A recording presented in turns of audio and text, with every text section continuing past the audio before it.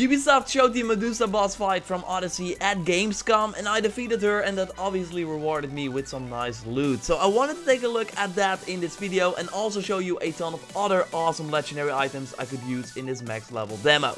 So if you enjoyed that, then a like would be super appreciated, and let's go. The Harp of Perseus is the legendary sword that drops after you killed Medusa, one of the best swords in the game with an insane 25% cooldown reduction for all the abilities. And as you probably know, the abilities are extremely important in Odyssey. One that I, for example, used a lot during the Medusa fight, but also during other encounters, is the second wind ability that heals you for a good amount. So being able to do that more often is really powerful. The sword also increases your hunter damage, so the abilities you do with a bow deal more damage, and your crits deal 25% more damage with this sword as well. Of course, we will take a look at the looks from the weapon as well. We see the snake over the handle, just a red looking blade with some sparkles around it. I think it looks really cool. And we got some more like awesome legendary items I found in the demo, but before we take a look at that, I wanted to show you another thing I got from Medusa, namely a figurehead for on your ship. So you can like show off that you killed this max level boss with a statue like when sailing around.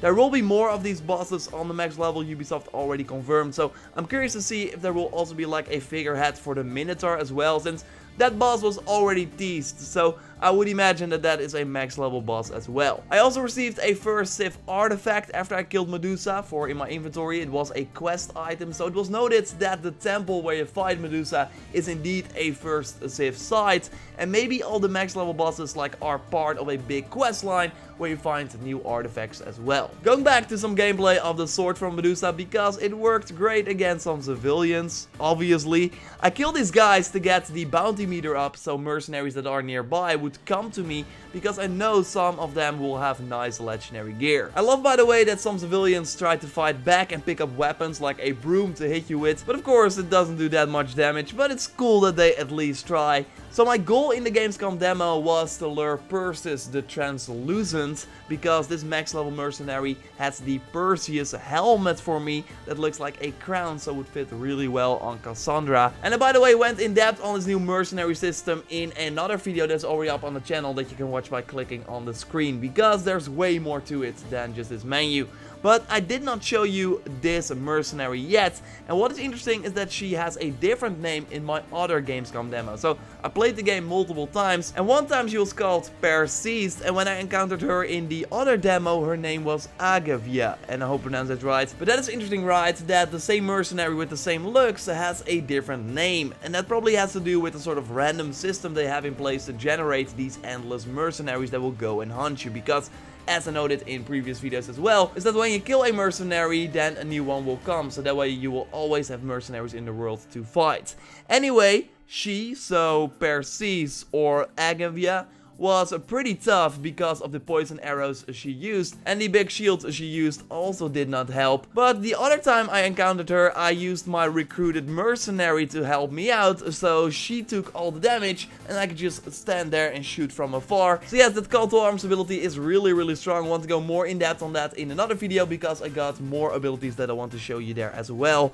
Anyway, after she died, I could grab this helmet that is part of the Greek hero set that gives you 20% resistance to all, so likely that you take less damage from poison and fire and stuff like that. But there's also something interesting going on here, because you see that this helmet has 15% assassin damage increase, while in my previous demo it was a 15% hunter damage increase, likely implying that there are multiple versions of this item but with different stats. And this is just me speculating, but maybe this means that you can encounter this mercenary again, but then it has a different name, as we already saw in this demo, but with the same drop but with another stat. So you can kinda hunt for the same item but go for the stat you want, because the 20% chance to ignore half the damage is still on this item. So what I'm trying to say here is that if you are a stealth player, you of course want to go for the stealth stats on this item, but if you are more of a hunter player, you want to go for the variant with the hunter damage. It would add another layer to like getting the right armor that you want, but I'm not sure like if this was intended or not. So yes, totally a question I want to ask the developers when I see them again. But yeah, overall love the crown look, pretty unique, something we haven't seen in Origins, for example. I'm curious to see what the full Greek heroes max level set will look like.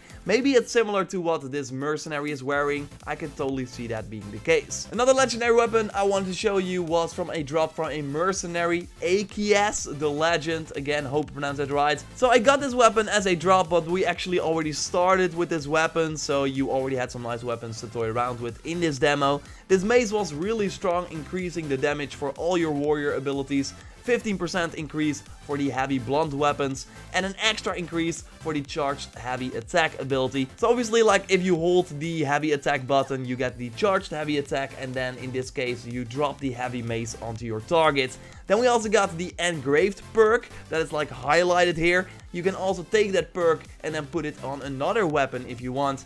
It is the 30% armor penetration, and that is also nice to get in more damage per hit. I really liked using this mace with the flaming attacks ability, as you see right here, so then your melee attacks do flaming damage as well for a short period of time, so then the enemies can burn too. So we started with two legendary weapons in this build, the mace and also this sword called Nicholas Sword. That has an awesome perk that increases the damage of your Spartan kick ability, showing you again that there are like a ton of different perk variations. Never saw that one before, so cool to see that like special perks are there to enhance certain abilities. We also got extra damage against Athenian soldiers, the warrior damage is increased, and also the engraved slot, again, that is highlighted.